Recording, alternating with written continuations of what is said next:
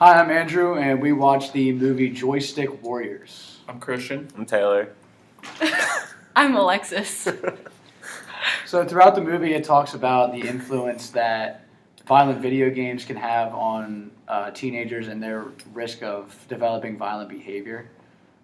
It's something that I don't agree with personally. I've played a lot of violent video games, and I think that the main difference between watching a violent movie and playing a violent video game is the interaction of it. You can sit there and you can watch a violent movie and just stare at the screen, but with a video game, you're interacting with it. And I think that's the main difference. But I don't think that playing violent video games makes you more susceptible to violent behavior. Because I myself and a bunch of friends that I know have played video games for a long time. Have been able to avoid that type of behavior. Yeah, I can agree with that. I've grown up playing all sorts of different video games, whether they were sports games or violent video games like Call of Duty or Grand Theft Auto. And everyone I've always played with or interacted with playing or talking about it's always never gone and done violent actions that would reflect on the video game as well.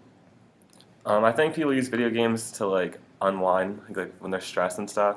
So I don't know, maybe doing violent things. I don't know, release some stress for them. I don't play video games. I think video games are just a type of entertainment, and I don't think that it should be taken as seriously to blame video games on mass shootings on video games. Agreed. How do we prevent violence? As far as prevention for video games, there's not much you can do with the creators of the games. People are going to put out violent video games because there's a huge sect of video game players that's all they do is play war games, and it's a huge industry. But I think in terms of prevention, just like they do with video games already and movies, is they rate them based on age for what's the minimum age you can play something like that. And I think the only thing you could do would to raise it from 17 to something higher. 17, you're still like a junior in high school. So I think to expose someone to that while they're interacting with a violent setting like that, you should maybe consider bumping up the age. Like I said, it's different than watching a movie because you're interacting. So I think that setting a higher minimum age would be a smart idea. Yeah, I agree with that as well. One of the few prevention things that you could probably do is mostly comes from the parents' perspective, as if you monitor the games that they're buying, or most games, if it's rated M, I believe, the parents have to buy it depending on your age. It just really comes down to the parenting with it.